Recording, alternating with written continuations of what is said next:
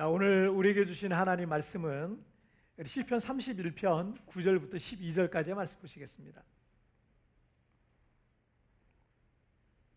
여러분 성경 찾으셔서 시편 31편 9절부터 12절, 시편 31편 9절부터 12절까지의 말씀. 자, 시편 31편 9절부터 12절까지의 말씀.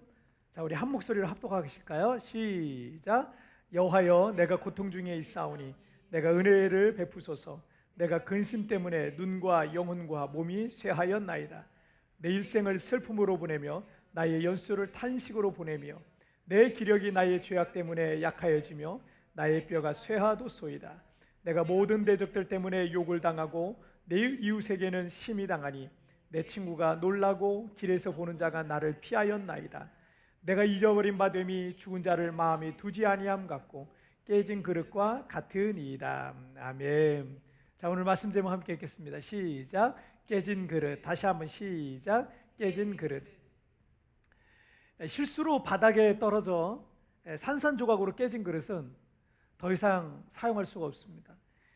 아무리 맛있는 음식이 있어도 이 깨진 그릇에 담을 수는 없는 겁니다. 깨진 그릇은 쓸모없어서 쓰레기통에 버려줄 수밖에 없습니다. 시편 31편을 기록한 이 다윗은 자신의 인생과 처지가 마치 깨진 그릇과 같다라고 표현하고 있습니다. 오랫동안 이 사울 왕의 칼을 피해서 도망다니는 때 이 시편을 보면 다윗이 지금 많이 지쳐있구나라는 생각이 들어요. 고난이 길어지면 아무리 믿음이 좋은 사람도 자꾸 낙심이 되고 지치게 되고 또 포기하는 그런 마음들이 자꾸 생기는 것 같습니다. 이스라엘 전체가 사울 왕의 명령으로 다윗을 잡으려고 지금 그런 시도하고 있습니다. 그리고 그는 오랜 이 도피 생활 중에 몸에 병까지 생겼어요. 몸에 병까지 생겨서 이제 언제 죽을지 모르는, 병으로 언제 죽을지도 모르는 그런 고통 속에 있는 것을 우리가 보게 됩니다. 다음 다윗은 한순간에 모든 것을 잃었어요. 그리고 다윗을 지지하던 그 많은 사람들, 그 전에 과거에 다윗을 지지하던 주고 응원해 주는 사람, 그 많은 사람들이 지금은 하나도 없는 거예요. 상황은 쉽게 변할 것 같지 않았고 그 시련과 고난의 날은 오래되어서 내일에 대한 어떤 기대와 이 소망의 불꽃은 사그라지고 있습니다. 몸이라도 건강해야 그 고난을 헤쳐나가야 될 텐데 이젠 건강까지도 너무 나빠서 다윗은 보니까 일어날 힘조차도 없는 그런 상태인 것을 보게 됩니다. 그래서 이 깨진 그릇과 같이 자신은 그렇게 버려질 것 같은 불안함 속에 있었던 것입니다. 다윗은 나라를 위해서, 왕을 위해서 목숨을 걸고 전쟁터에서 싸웠는데 자신이 그렇게 이용만 당하다가 버려진 것 같았습니다. 다윗은 상처 있고 깨진 마음을 갖고 있었습니다. 근데 심리학적으로 보자면 깨지고 상처난 마음을 갖고 있는 사람은요, 다른 사람을 자꾸 힘들게 해요. 근데 상처가 있는 사람은 자꾸 다른 사람을 힘들게 하고 그 깨진 그 그릇이 깨지면 그 날카로운 부분이 있잖아요. 마치 그 상처난 사람들은 그 날카로운 부분을 갖고 있는 것 같아요. 그래서 그 날카로운 부분을 가지고 다른 사람의 마음에 또 상처를 주기도 해요. 자기도 상처 입었지만 또 다른 사람들에게도 상처를 주는 그런 상황들이 많이 벌어집니다. 깨지고 상처난 마음을 갖고 있는 사람은 깨진 그릇처럼 다른 사람 애들에게 환영받지 못해요. 그렇게 깨지고 상처난 마음을 갖고 있는 사람은요, 사람들로부터 그래서 외면을 받기도 하고 또 버려지기도 합니다. 그러나 하나님 안에서는 그 깨진 그릇과 같이 깨지고 상처난 영혼들이 여러분 얼마든지 새로워질 수 있음을 믿으시길 바랍니다. 사람들에게는 외면당하고 버림받을지 모르지만 하나님은 깨지고 상처난 마음을 어루만지셔서 치유하시고 건강한 사람들도 해내지 못하는 일에 그 사람을 사용하시는 것을 많이 보게 됩니다. 어쩌다 보니 여러분의 성장기가 순탄하게 성장하지 못했을 수도 있어요. 여러분의 가정 환경과 조건들, 또 여러분의 부모님이 여러분들이 생각하고 이상적으로 생각하는 그런 좋은 모습이 아니었을 수도 있어요. 또 여러분은 지금 여러 가지 일들로 인해서 실패하고 깨지고 부서진 인생을 살아가고 있는지도 모르겠습니다. 하지만 우리 하나님께서 우리를 치료해 주실 것을 믿으시길 바랍니다. 우리의 약점이 강점이 되게 될 것을 여러분 믿으시길 바랍니다. 자, 우리 첫 번째 주제 보실까요? 첫 번째 보시겠습니다. 함께 읽겠습니다. 시작. 시련 속에서 강해져 간다. 다시 한번 시작. 시련 속에서 강해져 간다. 이 시편이 총 150편으로 되어 있는데 이 150편 중에 다윗의 시편이 무려 74편 이상이 됩니다. 뭐 알려지지 않은 시도 혹시 다윗의 시일 것 같다라는 그런 얘기도 많이 하고 있습니다. 다윗은 음악적인 재능이 아주 뛰어났고 시적 재능이 탁월했던 사람이었어요. 음악을 했던 사람이에요. 그리고 시를 쓰는 그런 사람이었어요.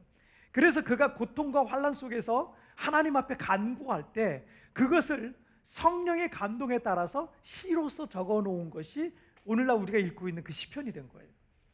또한 그것에 음을 붙여서 당시의 다윗은 그것을 노래로 부르기도 했습니다. 그런데 다윗이 지은 시편 시가 총 74편인데 이 74편의 시를 읽어보시면 대부분이 정말 많은 양의 시들이 탄식의 시라는 걸 알 수 있어요. 탄식하면서 하나님 앞에 간구하고 강청하고 그 고난 속에서 자신을 건져주시기를 간구하고 있는 시였다라는 것을 우리가 발견하게 될 겁니다. 오늘 본문 시편 31편 역시 그 탄식 시 중에 한 편이라 할 수가 있겠습니다. 자, 오늘 본문 9절 말씀을 한번 보실게요. 자, 함께 읽겠습니다. 시작.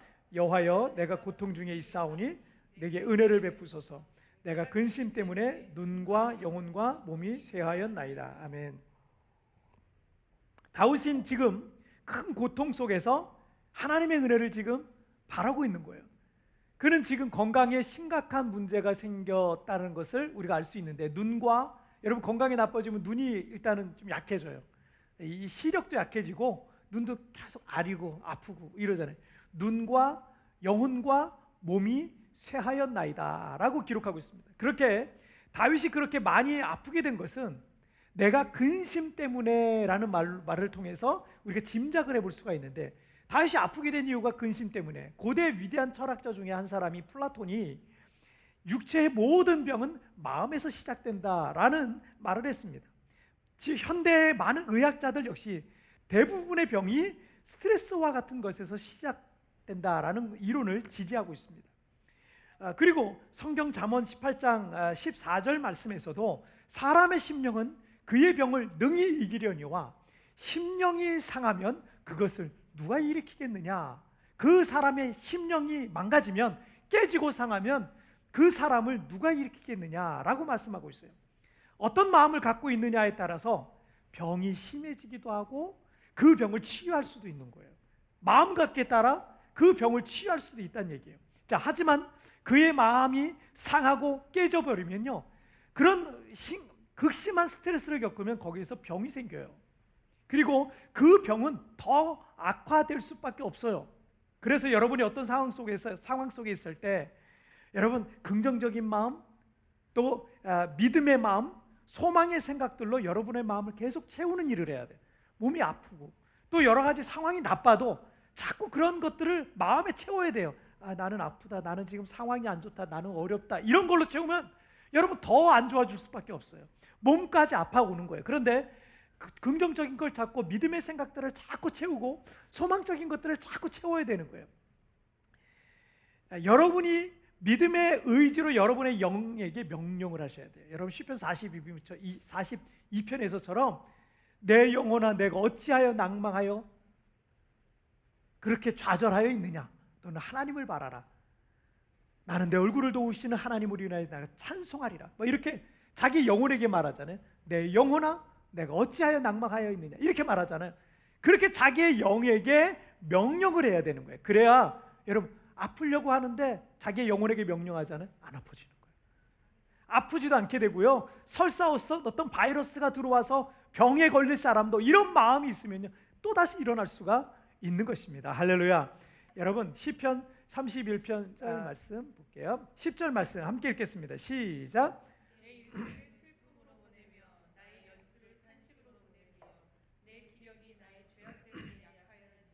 나의 뼈가 쇠하도소이다. 자, 지금 다윗의 상황이 어떤지 짐작해 볼 수 있는 내용들입니다.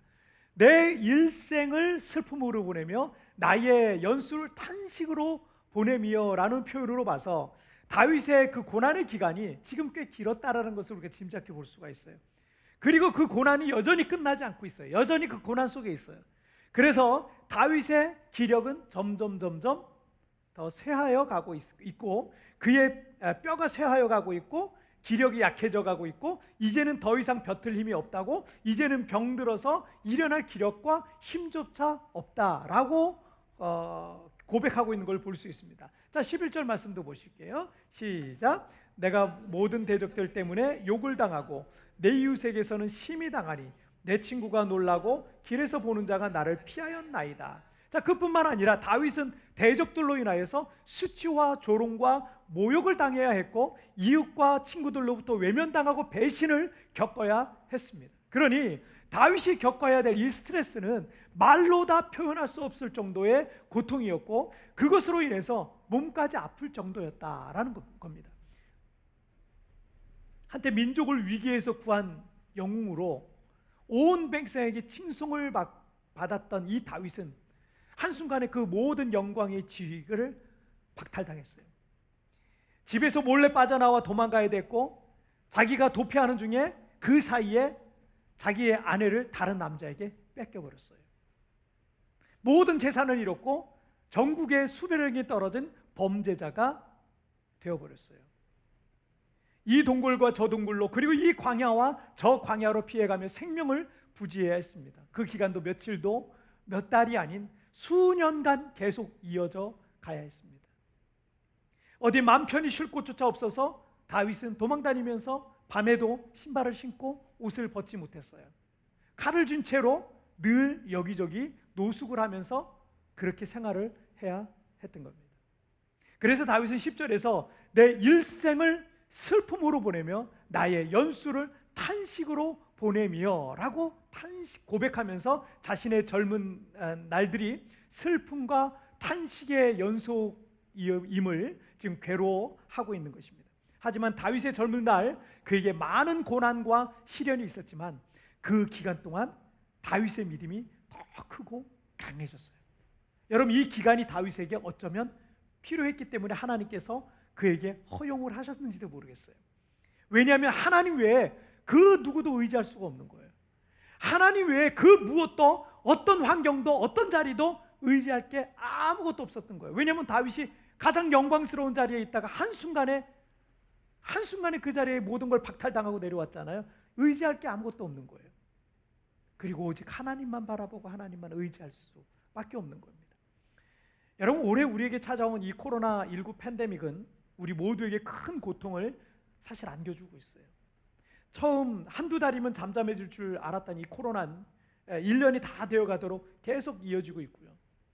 성도들은 급히 짐을 싸서 한국으로 철수할 수밖에 없었고, 여기서 그래도 직장을 갖고 있었던 이들이 직장을 잃고 사업장 문을 닫고 1년 동안 수입 없이 생계조차 막막한 그런 상황에 처해지기도 했습니다.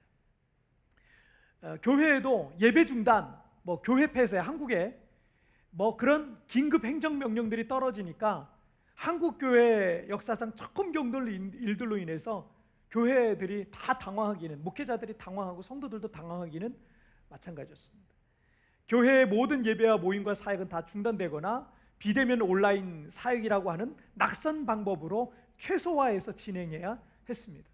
예배뿐만 아니라 성경 공부와 제자 훈련 또는 기도회조차도 여러 가지 제약들이 많이 있고, 무엇보다도 성도들이 함께 모여서 얼굴을 보며 교제할 수 없다는 것이 큰 아쉬움으로 또 안타까움으로 갖고 있습니다.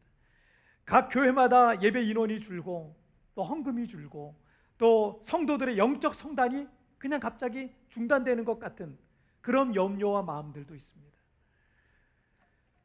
그러나 여러분, 꼭 그렇지만은 않아요. 꼭 그렇지만은 않아요. 백투 예루살렘이라는 책에는요, 중국의 빌리 그레함이라고 불리는 수융저 형제라는 분의 간증이 나와요. 중국이 공산화되면서 수십 년 동안 감옥에 갇혀서 투옥된 분들이 굉장히 많거든요. 이분도 그 중에 한 분이셨어요. 1949년 이 공산주의자들은 대부분의 교회 건물들을 파괴해 버렸어요. 그들은 그렇게 그리스도인들이 모일 수 있는 장소를 뺏어버리면 기독교를 말살할 수 있을 것이라고 믿었습니다. 어쩔 수 없이 성도들은 두세 명으로 이루어진 이 소그룹들이 비밀리에 사람들이 이 잠든 새벽 3시에 모이거나 막 그랬다 그래요. 성도들을 돌봐줄 목자도 없고요, 성경도 없고 찬송가도 없어서 설교도 찬송도 없이 그냥 그 두세 사람이 모이면 서로 격려하고 믿음의 간증을 하고 기도하는 것으로 예배를 마쳤어요. 그게 예배였어요. 수 형제가 이런 말을 하더라고요. 저 책을 보니까 이런 말을 해요. 우리는 표면적인 신앙의 형식을 잃었다고 해서 약해진 것이 아니라 하나님을 향한 믿음이 그만큼 더 순수해져서 오히려 더욱 강해졌음을 깨달았다. 여러분, 우리가 지금 한국교회가 표면적인 신앙적인 어떤 형식, 그런 어떤 하드웨어 이런 것들을 잃어버리고 지금 우리가 지금 생활을 해야 돼, 신앙생활을 해야 되잖아요. 그런 게 없어지니까 막 당황하고 막 이러는 거예요. 그런데 중국 교회는요, 그게 아예 없어져린 거예요. 1949년 이후로 그게 싹 없어졌어요. 교회 건물도 없고요, 예배 형식도 없고요, 없어요. 가질 수가 없는 거예요. 성경 찬송도 없어요.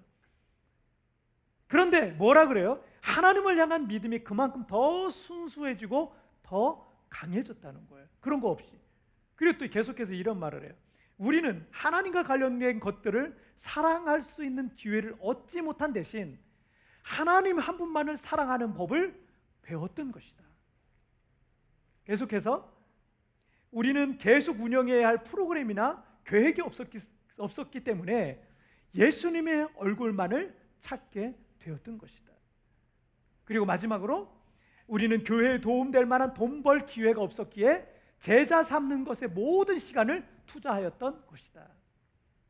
교회 건물도 예배도 목사도 신앙의 자유도 없었지만 그들의 신앙과 믿음은 더 순수해져서 겉모양이 아닌 오직 보이지 않는 하나님 한 분만을 사랑하며 예수님의 얼굴만을 찾게 되었다고 고백하고 있는 겁니다. 그리하여서 오늘날의 중국 교회는요, 그 박해와 핍박 속에서도 계속 부흥하여 약 1억 명의 가정교회, 지하교회 성도들이 생명을 건 순수한 신앙으로 지금 주님을 바라보면서 살아가고 있는 거예요. 자유롭게 신앙생활 없어요. 전도하면 안 돼요. 불법이에요. 성경을 소지하는 것도 불법이에요. 그럼에도 불구하고 오히려 더 순수한 신앙으로 거듭나고 있다는 거예요. 여러분, 시편 31편 23절과 24절에서 다윗은 너희 모든 성도들아 여호와를 사랑하라. 여호와께서 진실한 자를 보호하시고 교만하게 행하는 자에게 엄중히 갚으시느니라.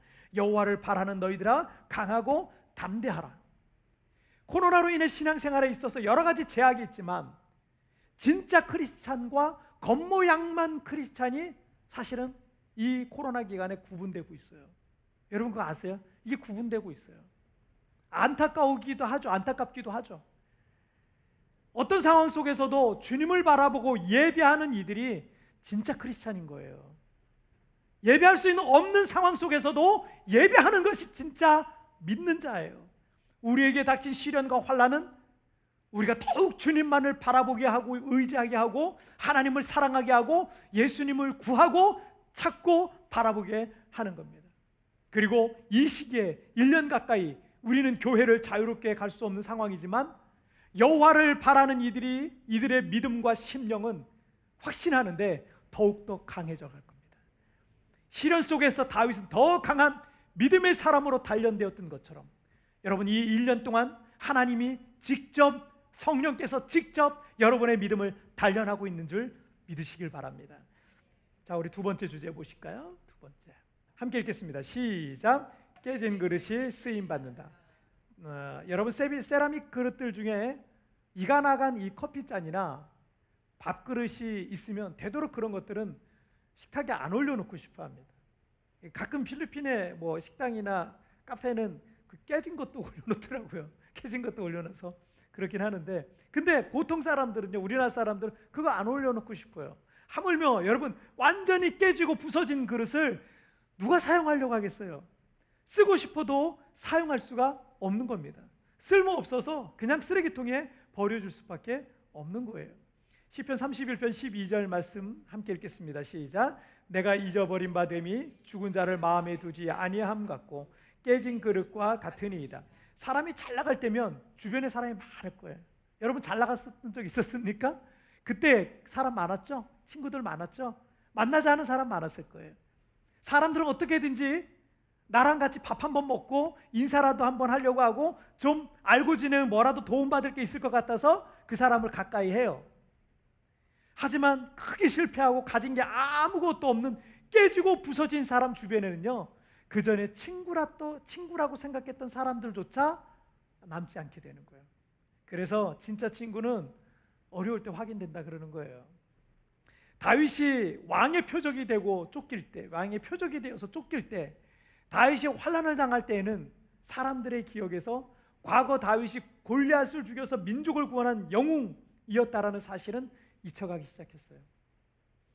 그가 초기에 왕의 신임을 얻어서 군대 장관의 자리에 앉아 있을 때, 군대 장관이잖아요. 그러니까 다윗 앞에 와서 굽신굽신하면서 아부하는 이들 이제는 보이지 않았어요. 다윗을 왕의 최측근이라고 생각하면서 다윗과 친하게 지냈던 친구들조차도 보이지 않았습니다. 그것을 다윗은 죽은 자를 마음에 두지 아니함 같고 깨진 그릇과 같다라고 자신의 인생을 그렇게 표현하고 있는 겁니다. 다윗을 잊을 뿐만 아니라 어떤 이들은 다윗에게 등을 돌리고 그의 생명을 노리는 자들도 많이 있었어요. 다윗의 생명을 취해서 사울 왕의 신임을 얻고자 함이었죠. 그런데 여러분 시편 31편 14절과 15절 말씀, 여호와여 그러하여도 나는 주께 의지하고 말하기를 주는 내 하나님이라 하였나이다. 나의 앞날이 주의 손에 있사오니 내 원수들과 나를 핍박하는 자들의 손에서 나를 건져주소서. 다윗의 사방에 그의 목숨을 노리는 대적들이 있었고 상황은 점점 더 나빠졌고 그런 상황 속에 극심한 스트레스로 다윗의 건강은 심각하게 나빠져가서 그는 더 이상 일어날 기력조차 없는 상황이에요. 손 하나 까딱하기가 힘든 그런 상황이에요. 하지만 그 상황 속에서도 다윗은 주님을 의지하고 바라보고 있는 거예요. 내일을 알 수 없는 시련과 고난이 계속되고 있지만 자신의 앞날은 주님의 손에 있다. 여기 영어 성경에 뭐라고 되어 있어요? My times are in your hands라고 되어 있잖아요. 내 시간들, 나의 인생, 나의 미래, 나의 앞날, 나의 모든 것들이 대적들의 손에 달린 게 아니라 주님의 손에 달려있다는 거예요. 그러므로 나를 핍박하는 자들의 손에서 건져 달라는 겁니다. 언제든지 나를 죽이려 달려드는 이들에 의해서 당장이라도 끝장날 것 같은 위기의 날들을 살아가고 있으며 당시 다윗은 삶의 음침한 골짜기를 걷고 있지만 내 인생의 시간은, 내 운명은, 내 앞날은, 내 진로는, 내 미래는 하나님의 손에 달려 있습니다 라고 확신하고 있습니다. 다윗의 인생은 산산이 부서진 것 같았어요. 한때 민족의 영웅이 반역자가 되어서 수배자가 되어 쫓기고 있습니다. 친구들이라고 생각했던 이들, 다윗의 목을 베어서 사울왕에게 바쳐가지고 공을 세우려고 혈안이 돼 있어요. 저 사람 내 친구였는데, 나랑 같이 웃고 떠들고 성전에서 같이 예배했던 사람들이었는데, 이런 생각 때문에 속상했어요. 이스라엘 땅 그 어디에도 다윗의 편에 서 있는 사람들은 없었습니다. 언제 어디에서 추격자들로 인해서 죽임을 당할지 알 수가 없는 상황이었습니다. 하지만 자신의 생명과 인생 그리고 미래와 앞날이 다윗의 생명을 찾는 원수들의 손에 달린 것이 아니라 하나님의 손에 달려 있음을 다윗은 굳게 믿고 신뢰하고 있는 것입니다. 지금의 상황들이 당장이라도 나의 모든 것을 끝장낼 것처럼 느껴지지만 여러분, 나의 인생은 하나님의 손에 달려 있음을 믿으시길 바랍니다. 나의 미래와 나의 시간과 나의 운명은 하나님의 손에 달려 있음을 여러분 믿으시길 바랍니다. 산산조각난 다윗의 인생은 소망이 없었어요. 사람들에게 버려져 실패자로 끝날 것 같았지만 하나님의 손에 의해 그 깨진 그릇 다윗은 하나님의 위대한 사람으로 쓰임받게 되었던 것입니다. 그래서 성경 역사상 여러분 위대하게 쓰임 받았던 사람들은요 모두 다 깨진 그릇이었어요. 믿음의 조상 아브라함은요 100세 때 자신에게 소망이 전혀 없다라고 생각하는 바로 그 순간에 하나님 앞에 부름받고 이삭이라는 아들을 낳았던 거예요. 요셉은 사랑받던 귀한 아들에게서 노예와 죄수가 되어 버렸습니다. 모세는 애굽의 왕궁에서 도망 나와 40년간 광야에 살다가 80세 때 출애굽의 지도자로 부름받았습니다. 다윗은 민족의 영웅에서 반역자로 수배되었다고 말씀드렸죠. 다니엘은 조국의 멸망을 보면서 어린 시절 바벨론의 전쟁포로로 잡혀갔습니다. 예수님의 제자들은 하나같이 교육도 제대로 받지 못한 비천한 신분의 사람들이었습니다. 심지어 우리 주님 예수님은 왕궁에서 태어나지 아니하시고 그 존귀한 분이 왕궁에서 태어나지 아니하시고 말구유에서 목수의 아들로 이 땅에 오셨던 것입니다. 하나님은 실패하고 깨지고 부서진 영혼에게 관심이 있으세요. 그들은 이 세상에 의지할 사람도 든든한 환경도 없기에 그 심령이 가난해져 있는 겁니다. 그 심령이 그렇게 가난해져 있는 이들은 손을 내밀 준비가 되어 있거든요. 주님께서 그들을 향해 손을 내미실 때 그 손을 잡을 준비가 되어 있는 사람이 바로 그 가난한 심령들이라는 거예요. 앞에서 말씀드렸던 이 백투 예루살렘이란 책에 이런 말도 있더라고요. 우리는 더 좋은 방법과 더 강한 사람들을 찾아 나서지만 하나님은 자신들의 능력을 전혀 신뢰하지 않는 약한 그릇을 찾고 계신다. 왜냐하면 하나님의 일은 하나님의 방법으로 되는 게 하나님의 일이고요. 모든 영광은 예수 그리스도에게 돌아간다라는 것을, 하나님께 돌아간다는 것을 알게 하기 위함이에요. 지선아 사랑해라는 책의 저자인 이지선 자매는 대학 4학년 때 음주운전자에 의한 교통사고로 전신 3도 화상을 입었습니다. 30번이 넘는 피부 이식 수술을 받았지만 이전으로 돌아갈 수는 없었어요. 이렇게 만들어 놓으셨어요. 하나님 앞에 이렇게 만들어 놓으셨으면 무슨 대책이 있으실 거 아니냐고 그렇게 하나님 앞에 따지고 싶어서 교회를 갔는데 성가대의 찬양도 목사님의 설교도 귀에 전혀 들어오지 않더랍니다. 예배 후에 목사님께서 오시더니 그 자매님을 끌어안아 주시면서 사랑하는 딸아라고 시작하는 기도를 해주셨는데 그때 자신조차도 사랑할 수 없는 모습을 하고 있는 그 모습을 하고 있는 나를 하나님께서 사랑하신다라는 그런 하나님의 음성이 들리면서 통곡하면서 그 자리에서 많이 울었대요. 그 이후에 하나님께서 이 자매님에게 2가지 약속을 주셨다 그래요. 하나는 너를 세상 가운데 반드시 다시 세우겠다라는 거고요. 그리고 힘들고 병들고 약한 자들에게 희망의 메시지가 되게 할 것이다 라는 말씀을 주셨습니다. 처음에는 말도 안 되는 얘기라고 생각되었지만 성경 속에 말씀하신 하나님이 정말 살아계신다면 그분이라면 나처럼 이렇게 보잘것없는 사람도 그렇게 해주실 수 있을 것 같다라는 그 믿음이 생겼다고 합니다. 여러분 잘 아시죠? 이 자매님은 지금 한동대학교에서 기독교 명문대죠. 이 한동대학교에서 대학생들에게 상담 심리학을 가르친 교수가 되어서 있어요. 세상에서 힘들고 병든 이들에게 희망의 아이콘이 되어 살아가고 있습니다. 이지선 자매님이 이런 말을 하더라고요.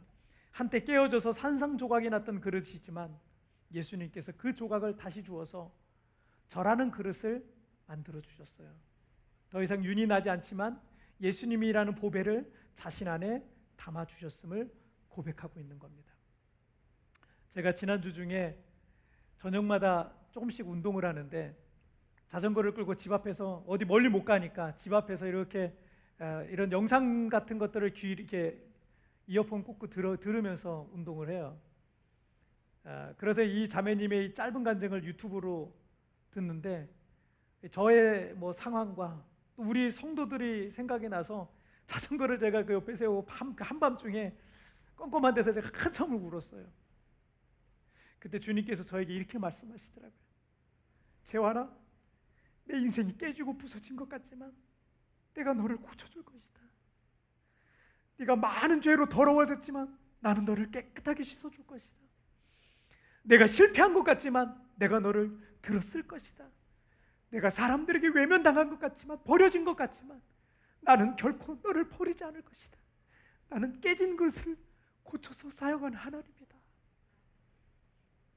여러분, 우리의 인생이 산산조각으로 깨지고 부서졌더라도 우리 주님께서는 그 조각들을 다시 붙여 사용하실 것입니다.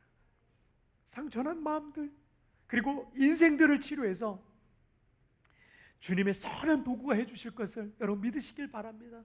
여러분 많이 깨지고 상처나고 지금의 이런 여러 상황들로 인해서 많이 아프고 힘드실 텐데, 여러분 깨지고 부서진 그릇과 같은 우리의 인생을 하나님의 사람 다윗과 같이 아름답게 세워주실 것을 여러분 믿으시기를 주님의 이름으로 축복합니다. 자, 오늘 말씀 정리하겠습니다. 자, 오늘 두 가지 말씀 나눴죠? 깨진 그릇. 자, 두 가지 우리 읽겠습니다. 시작. 시련 속에서 강해져 간다. 깨진 그릇이 쓰임 받는다. 다시 한번 시작. 시련 속에서 강해져 간다. 깨진 그릇이 쓰임 받는다.